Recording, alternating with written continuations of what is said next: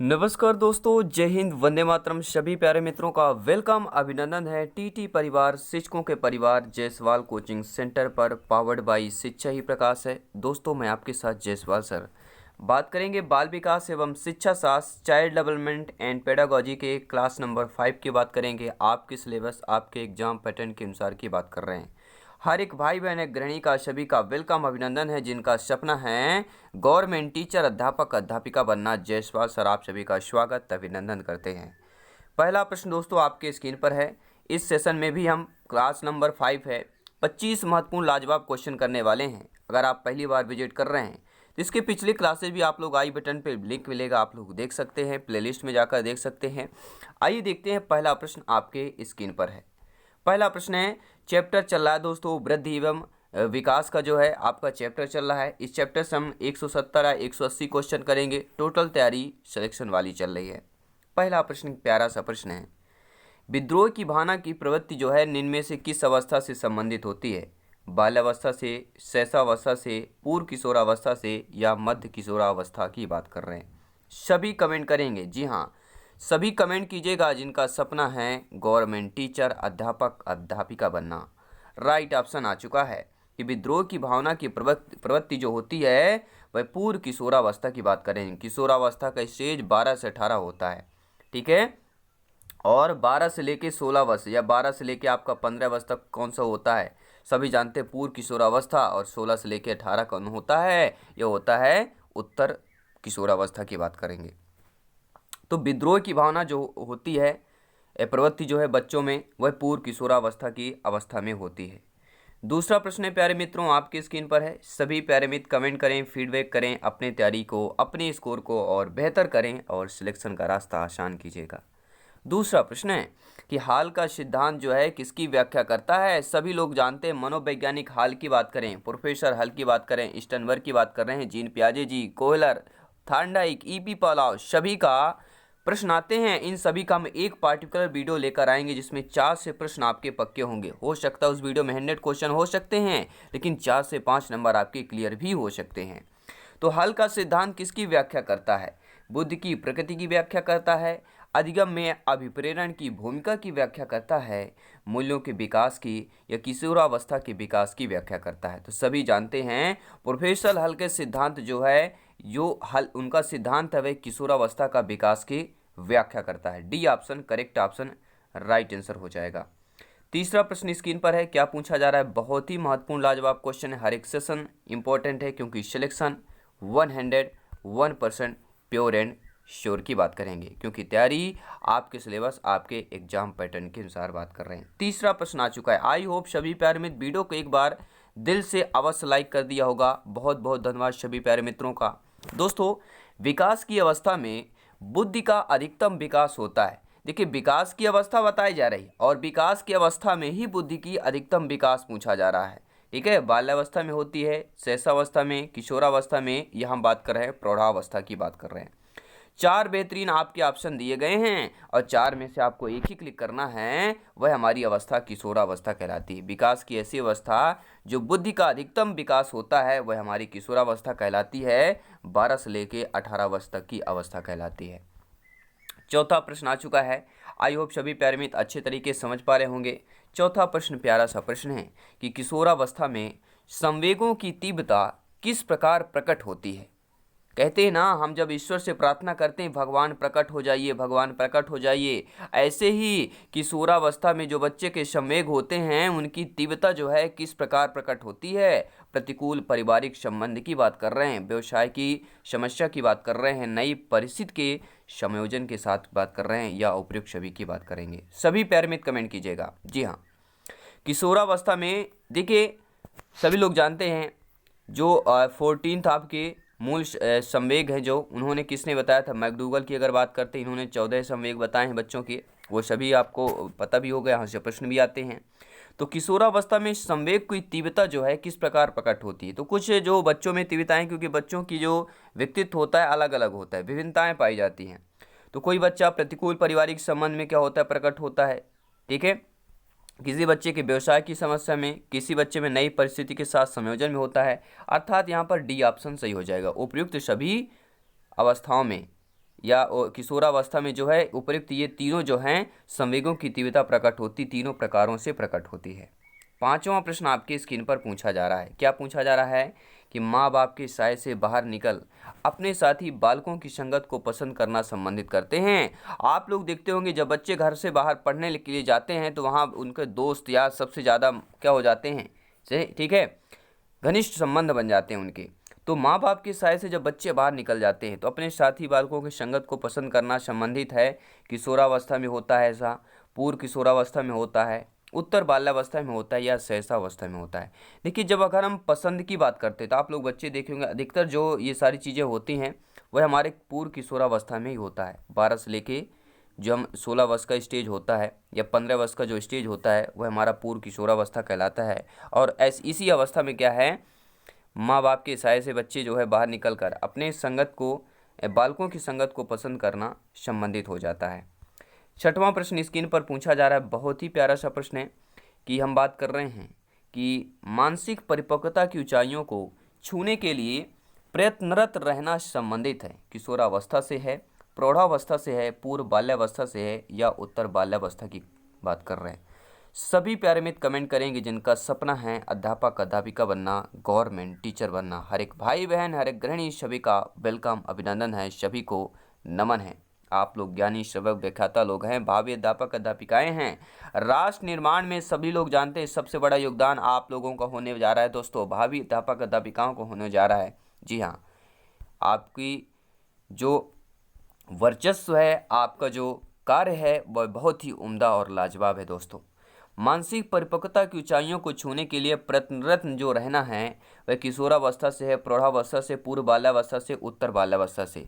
जब बच्चा 12 से, जब बच्चा जो दोस्तों 16 वर्ष का होता है, एक ही सपना होता है आर्मी में जाना है, उसके लिए क्या है, तैयारी करता है रनिंग। सबसे पहला रनिंग फिजिकली होता है, मतलब मानसिक परिपक्वता की ऊंचाइयों को छूना है, आर्मी की ट्रेनिंग, आर्मी में जाना है तो पहले वो रनिंग करेगा, उसके लिए क्या करेगा, प्रयत्नरत रहना पड़ेगा। मतलब यही दोस्तों संबंधित है, जो मानसिक परिपक्वता की ऊंचाइयों को छूना है उसके लिए प्रयत्नरत रहना संबंधित है। किससे हो जाएगा, ये किशोरावस्था से ही हो जाएगा। पहला ऑप्शन सही हो जाएगा। आई होप सभी प्यारे में अच्छे तरीके से समझ पा रहे होंगे। सातवां प्रश्न आ चुका है, पूर्वग्राही किशोरा या किशोरी अपने किसके प्रति कठोर होते हैं। पूर्वग्राही, ये भी ध्यान देना है, क्या दिया गया है, पूर्वग्राही दिया गया है, ये बहुत ही इंपॉर्टेंट शब्द हो जाता है।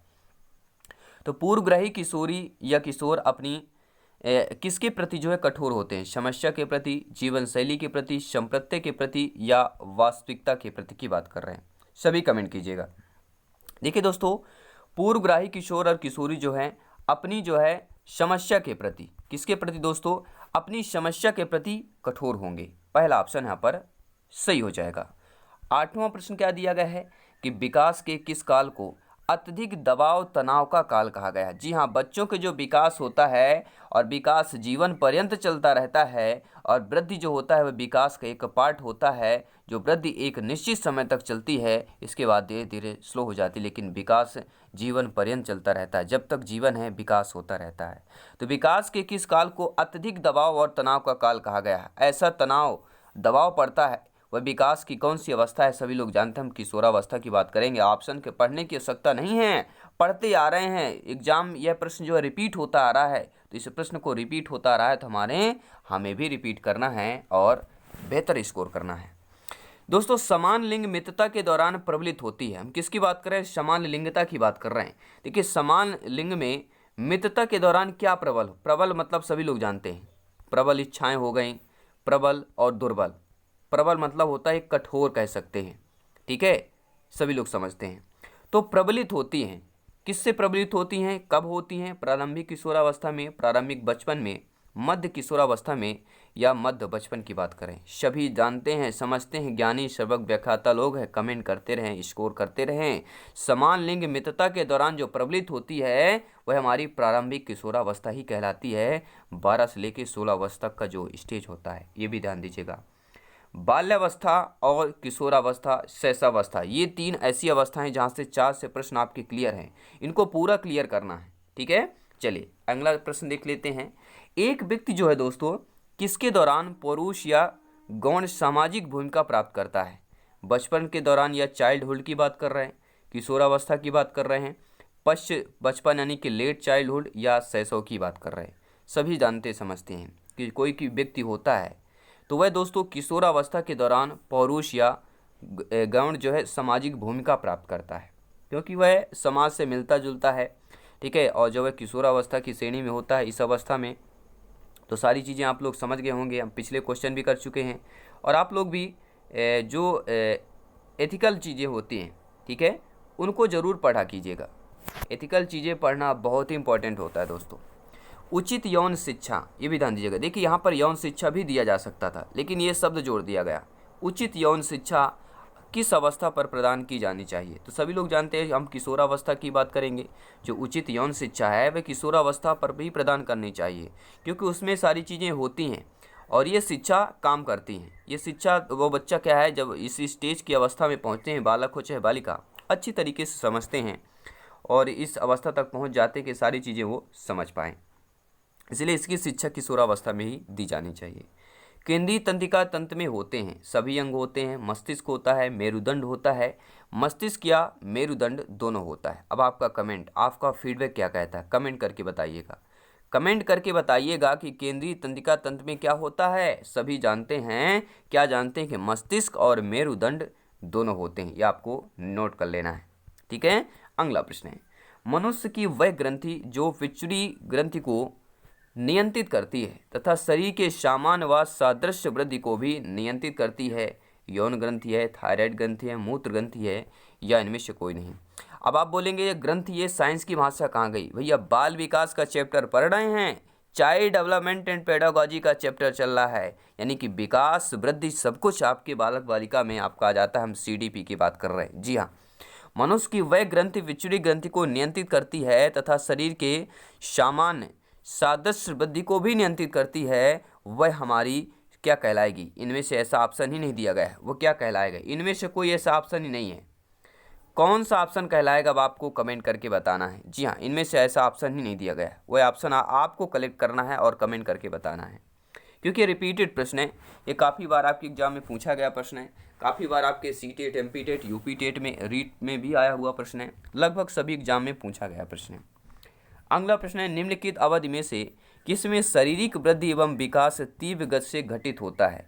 मध्य बाल्यावस्था एवं किशोरावस्था में, किशोरावस्था में, वयस्कता में, शैशवावस्था एवं प्रारंभिक बाल्यावस्था की बात कर रहे हैं, या प्रारंभिक बाल्यावस्था में एवं मध्य बाल्यावस्था की बात कर रहे हैं? सभी कमेंट कीजिएगा दोस्तों। निम्नलिखित में से किसमें जो है शारीरिक वृद्धि जो है एवं विकास तीव्र गति से घटित होता है? वह हमारा देखिए शैशवावस्था एवं प्रारंभिक बाल्यावस्था होता है। देखिए शारीरिक वृद्धि की बात की जाए तो उसमें ये जान लीजिएगा कि शैशवावस्था शामिल होगा ही होगा, ये आपको ध्यान देना है, उस ऑप्शन को ज़्यादा जोर देना है, ठीक है। आपका C ऑप्शन यहाँ पर सही हो जाएगा। अगला प्रश्न दिया गया है कि सामान्यतः लड़के और लड़कियों में शारीरिक विकास की निम्नलिखित विशेषता जो है प्रेक्षित की जाती है। समान आयु में दोनों वर्ग के समान विकास में होता है। लड़के शरीर विकास में 2 वर्ष आगे होते हैं, लड़कियां शरीर विकास में 2-3 वर्ष आगे होती हैं, या लड़कियां लड़कों के 5 वर्ष पीछे होती हैं। सभी जानते हैं, सभी भाई बहन लड़के लड़कियां देख रहे हैं इस वीडियो को, क्लास को ज्वाइन कर रहे हैं, अच्छे तरीके से समझ गए होंगे क्योंकि आप इस स्टेज, इस अवस्था से गुजर चुके हैं। तो समानतः लड़के लड़कियों में शरीर विकास की जो प्रक्षेपित की जाती है, वह लड़कियां शरीर विकास में 2-3 वर्ष आगे होती हैं, ये आपको ध्यान देना है। इसलिए तीसरा ऑप्शन यहाँ पर सही हो जाएगा। 16वां प्रश्न दिया गया है कि वेट लिफ्टर यानी कि पहलवानों को आमतौर पर मांसपेशियों और शरीर को पुष्ट बनाना होता है, उन्हें किस प्रकार का आहार लेना चाहिए? देखिए मतलब यह है कि अगर आपको भी पहलवान जैसा बनना है, वेट लिफ्टर बनना है, तो आपको मांसपेशियों और शरीर को पुष्ट करना होगा। उसके लिए आप क्या क्या चीज़ें लेना पड़ेगा? आपको कौन सा आहार लेना पड़ेगा? प्रोटीन युक्त आहार, कार्बोहाइड्रेट, वसा या विटामिन? तो सभी जानते हैं हम ऑप्शन नंबर किसकी बात कर रहे हैं? प्रोटीन की बात कर रहे हैं। पहला ऑप्शन सही हो जाएगा। अब देखिए अगला प्रश्न क्या पूछा जा रहा है कि यौन परिपक्वता में महत्वपूर्ण हाथ किसका होता है? कहते हैं ना उसका हाथ इसमें है। आपकी गवर्नमेंट जब नौकरी मिलती है तो आपको, आप में भी ये होता होगा मन में यार उस कहीं ना कहीं उसका हाथ है मेरे ऊपर, मेरे सर पर हाथ है, मतलब कुछ भी, ये हाथ शब्द जो होता है मतलब एक सहारा टाइप होता है, हेल्प मतलब होता है, ठीक है। तो यौन परिपक्वता में महत्वपूर्ण जो हाथ होता है वह किसका होता है? 4 ऑप्शन आपको दिए गए, इनमें से आपको बताना है। तो सभी लोग जानते हैं पीयूष ग्रंथि की बात कर रहे हैं, उपवृक्क ग्रंथि की, गल ग्रंथि की या उपगल ग्रंथि की बात कर रहे हैं। तो इसकी हम बात कर रहे हैं, पहले ऑप्शन की बात करेंगे, पीयूष ग्रंथि की बात कर रहे हैं, आपको ध्यान देना है। अगला प्रश्न दिया गया है कि मास्टर ग्रंथि के नाम से जाना जाता है। तो सभी लोग जानते हैं, हम ऑप्शन पढ़ने की जरूरत नहीं पड़ेगी। मास्टर ग्रंथि हमारी पीयूष ग्रंथि कहलाती है। 19वां प्रश्न है, बहुत ही बेहतरीन प्रश्न है। क्या पूछा जा रहा है, आइए इसको भी जान लेते हैं। प्रश्न यह पूछा गया है कि नवजात शिशु जो होता है उसका भार जो है पौंड में कितना होता है। 6 पौंड, 7 पौंड, 8 पौंड, 9 पौंड होता है। बहुत बेहतरीन प्रश्न है। तो नवजात शिशु का दोस्तों भार कितना होता है, सभी जानते हैं कितने पाउंड होता है। हम कितनी बात कर रहे हैं, 7 पाउंड की बात कर रहे हैं, नोट कर लीजिएगा। नवजात शिशु का भार कितना होता है, 7 पाउंड। कोई भी डाउट हो कमेंट करके जरूर बताइएगा। शारीरिक विकास का क्षेत्र स्नायु मंडल कहलाता है, स्मृति कहलाती है, अभिप्रेरणा कहलाता है, या हम संयोजन की बात कर रहे हैं। सभी कमेंट कीजिएगा, फीडबैक कीजिएगा। प्रश्न क्या कह रहा है आपका कि शारीरिक विकास का क्षेत्र जो है वह हमारा स्नायु मंडल कहलाता है। पहला ऑप्शन सही हो जाएगा। अगला प्रश्न क्या दिया गया है कि शरीर के आकार में वृद्धि होती है। देखिए शरीर के आकार में हम देखते होंगे, बच्चा छोटा होता है, शैशवावस्था में छोटा होगा, फिर बाल्यावस्था में बड़ा होता है, किशोरावस्था में फुल स्टेज पर आ जाता है। लगभग 20 से 22 वर्ष में बच्चा क्या है, लंबाई को पूरी तरह से वृद्धि कर लेता है। तो शरीर के आकार में वृद्धि होती क्यों होती है दोस्तों, इसका रीजन क्या है? क्योंकि शारीरिक और गत्यात्मक विकास की बात कर रहे हैं, संवेगात्मक की बात कर रहे हैं, संज्ञानात्मक की बात कर रहे हैं, या नैतिक की बात कर रहे हैं। देखिए नैतिकता की बात की जाती तो कोहल वर्ग का नाम आता है, ये भी आपको ध्यान देना है, ठीक है। तो शरीर के आकार में वृद्धि होती है क्योंकि शारीरिक और गत्यात्मक विकास होता है। पहला ऑप्शन यहाँ पर सही हो जाएगा। देखिए 25 महत्वपूर्ण प्रश्नों की यह क्लास है, सभी लोग जानते समझते हैं। और सभी प्यारे में से एक निवेदन है, अगर आप फ्री में नोट्स पीडीएफ फाइल प्राप्त करना चाहते हैं तो टेलीग्राम में जरूर ज्वाइन करें। टेलीग्राम में सर्च करें जायसवाल कोचिंग सेंटर। साथ ही साथ दोस्तों अगर आप इंस्टाग्राम पर है तो इंस्टाग्राम पर जायसवाल सर को फॉलो करना मत भूलिएगा, और हमारे Jaiswal coaching centre Facebook page को जरूर लाइक और फॉलो कीजिएगा। वहाँ पर भी नोट्स मटेरियल MCQ वगैरह आपको मिलते रहेंगे, ठीक है। आइए देख लेते हैं अगला प्रश्न और इस क्लास को हम कंप्लीट करते हैं। अगला प्रश्न, प्यारा सा प्रश्न क्या पूछा जा रहा है कि कौन सा इनमें से निम्नलिखित में से या निम्न में से कौन सा शारीरिक विकास का एक प्रमुख नियम बताना है आपको। किसका बात कर रहे हैं, शारीरिक विकास के एक प्रमुख नियम तो बहुत सारे हैं, लेकिन उनमें में भी प्रमुख नियम आपको बताना है कि मानसिक विकास से भिन्नता का नियम है, अनियमित विकास का नियम है, आपका द्रुतगामी विकास का नियम है, या कल्पना संवेगात्मक विकास से संबंध का नियम है। सभी कमेंट कीजिएगा। देखिए प्रश्न ही आपका उत्तर दे देता है कि शारीरिक विकास के एक प्रमुख, तो अनियमित विकास का नियम। देखिए शारीरिक विकास के एक प्रमुख नियम होता है कि अनियमित विकास होता है, और यही आपका प्रमुख नियम कहलाता है शारीरिक विकास में, ठीक है। बी ऑप्शन दोस्तों यहाँ पर सही हो जाएगा। अगला प्रश्न क्या है, सभी प्यारे मित्र कमेंट करें, फीडबैक करें, और जितने प्यारे भाई बहन गृहिणी हैं जिनका सपना है गवर्नमेंट टीचर बनना, सभी बार अभी तक आपने सब्सक्राइब नहीं किया है, सब्सक्राइब करें, बेल आइकन प्रेस करें, और चैनल को विजिट करते रहें, प्लेलिस्ट चेक करते रहें, क्योंकि हर एक क्लास, हर एक सेशन, हर एक प्रैक्टिस सेट आपके लिए इम्पोर्टेंट है, क्योंकि आपने प्रिपरेशन को और बेहतर करना है और सिलेक्शन का रास्ता आसान करना है। शारीरिक विकास को प्रभावित करने वाला जो कारक होता है वह वंशानुक्रम, वातावरण, खेल तथा व्यायाम या उपरोक्त सभी की बात कर रहे हैं। आपका कमेंट, आपका फीडबैक, आपका ओपिनियन ही शर्मान है, सभी कमेंट कीजिएगा। शारीरिक विकास की बात कर रहे हैं, उसको प्रभावित करने वाले कारक की बात कर रहे हैं। देखिए वंशानुक्रम भी होता है, वातावरण एरिया इन्वायरमेंट भी होता है, खेल का और व्यायाम भी होता है, अर्थात उपरोक्त सभी की बात करेंगे। 24 नंबर प्रश्न क्या कह रहा है, प्यारा सा प्रश्न है कि इनमें से कौन सी एक अंतःस्रावी ग्रंथि नहीं है। देखिए अंतःस्रावी दिया गया है, यहाँ पे मिसप्रिंट हुआ है, ये भी आपको ध्यान देना है, मिसप्रिंट होते रहते हैं। तो अंतःस्रावी लिखा हुआ है, तो अंतःस्रावी ग्रंथि नहीं है। एड्रिनल, पीयूष, लार, थायराइड। शायद ये क्वेश्चन जब हम प्रैक्टिस सेट कर रहे थे तो रिपीट भी हुआ था, ठीक है। जो आपकी एड्रिनल है, पीयूष है, थायराइड, ये तीनों जो ग्रंथियाँ है अंतःस्रावी ग्रंथियाँ कहलाती हैं। लेकिन लार जो ग्रंथि है यह अंतःस्रावी ग्रंथि हमारी नहीं कहलाती, आपको नोट कर लेना है। और इस सेशन का 25वां प्रश्न आ चुका है कि शारीरिक वृद्धि और विकास को क्या कहा जाता है। जो हमारे शारीरिक वृद्धि होती है और विकास जो होता है उसको हम तत्परता कहते हैं, अभिवृद्धि कहते हैं, गतिशील कहते हैं, या अनुवांशिकता कहते हैं। सभी कमेंट कीजिएगा।